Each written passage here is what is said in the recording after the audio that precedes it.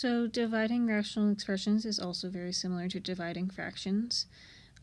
Basically, if I have my two terms here, I have to flip the second term and then multiply.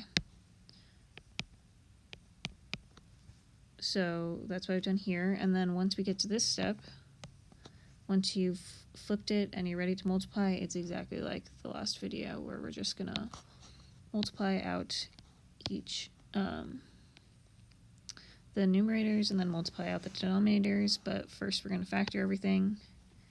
So here I've factored out a 2 from the 2x plus 6. I've factored out a 6 from the denominator here, and 6 factors into 2 plus 3. I factored out a 3 from our numerator here, and then 5 doesn't factor. Then I multiply all of those into one term, and here I can begin to cancel. So I see 2 on bottom, 2 on top, cancel, cancel. 3 also can go. X minus 1.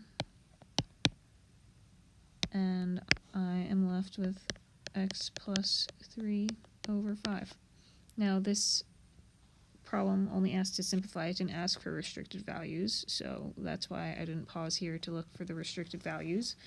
But if you did need to find the restricted values, you need to look at both our terms up here when we're dividing. Both of those cannot have a denominator equal to 0.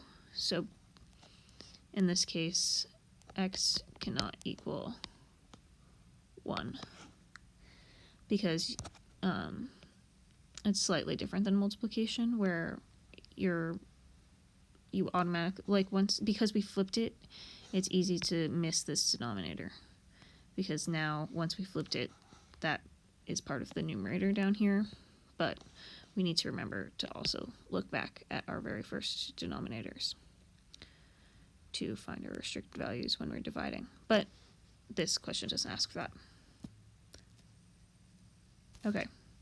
Now I also want to talk about complex fractions. So if you see something where you have a fraction on top of another fraction like this, so you have multiple fraction bars, this basically just means that we're dividing that top term by that bottom term. So see, this is the same as this, and our bottom term is the same as this. And then from here, it's just exactly like what we just did with dividing two rational expressions. So first thing I'm going to do is I'm going to flip that second term here and multiply. Then we factor out each numerator and denominator, so factoring out a 3x squared from this one. That's really the only one that factors.